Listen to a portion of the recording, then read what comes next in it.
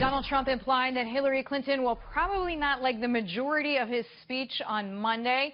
Primary Tuesday this past week, he specifically referenced the Clintons, I'm quoting him here, politics of personal enrichment. A Fox News poll gives Hillary Clinton a 3-point lead over Donald Trump in a hypothetical matchup, that is to say, if the general election were today. Trump campaign national spokeswoman Katrina Pierson is with me now. Katrina, welcome back. Glad to see you. Great to be here. Thank you. What will be in Monday's speech? Well, you know, I think now that Bernie Sanders is out of the race, and it is definitely going to be a Hillary Clinton-Donald Trump matchup, it is time to show America what they've been complaining about. Essentially, we have seen a movement on the right and now the left of people who are tired of the corrupt, bureaucratic two-party system that has failed the people over and over again. And as you've mentioned, it is going to be the politics of personal enrichment because people know there's a ton of corruption in government. It's never what you know anymore, it's who you know. And Mr. Trump is going to outline some of those things, like the contracts and kickbacks that the Clintons have done over their lifetime. Okay, so then I'm assuming there's going to be a significant part of his speech talking about the foundation. Well, the foundation is going to be a huge part of it because this was something that was still happening while Mrs. Clinton was Secretary of State. For example, you have the uranium mine deal that Bill Clinton orchestrated with his friends in Canada, and then it was sold to Russia, and Hillary Clinton's State Department signed off on this transaction while Bill Clinton receives a $500,000 speaking agreement over in Moscow.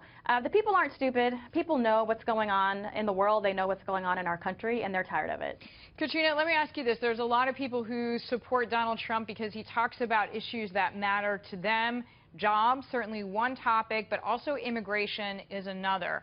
There's a high school valedictorian who is bound for Yale, and in her graduation speech, she revealed something very surprising about herself. Here's her comment. I am one of the 11 million undocumented immigrants living in the shadows of the United States. Larissa Martinez, we just saw her on screen. Katrina, she holds a 4.95 GPA. She took 17 AP classes. She's on a full ride to Yale, yet she chose this platform to make that comment. So should she be asked to leave the country if she's here illegally, as she says she is?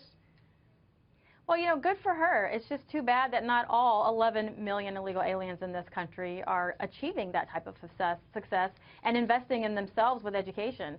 Mr. Trump's policies aren't targeted towards those individuals. The problem we have is we have a system that's not only not being respected, but the original laws aren't even being enforced. And that's really the problem here, because it's great for her that she gets to go and study because she chose to make those decisions, and now she's going to get a full ride to Yale. But what about people like Kate Steinle or Jamil? People's children are being killed, murdered, butchered, and raped in this country because the system is not being enforced. Mr. Trump wants to put American citizens first, and if there are those who are here that are achieving success by their own choices, that's a little bit less of a concern, but we do have to address the problems that this country is facing because we have millions of people in this country who are choosing not to get an education, to assimilate, or even invest in themselves. Well, she also must be a particularly talented young lady, and I guess Absolutely. applied something like 10 years ago for papers, and I have it here, almost 7 years actually, and is still waiting for her paperwork to be processed. Oh, yeah. So at the very least, it shows the system does need an overhaul. Katrina Pierson, thank you so much. Glad Great to see you. Here. Thank you. Katrina Pierson, national spokesperson for Donald Trump's campaign.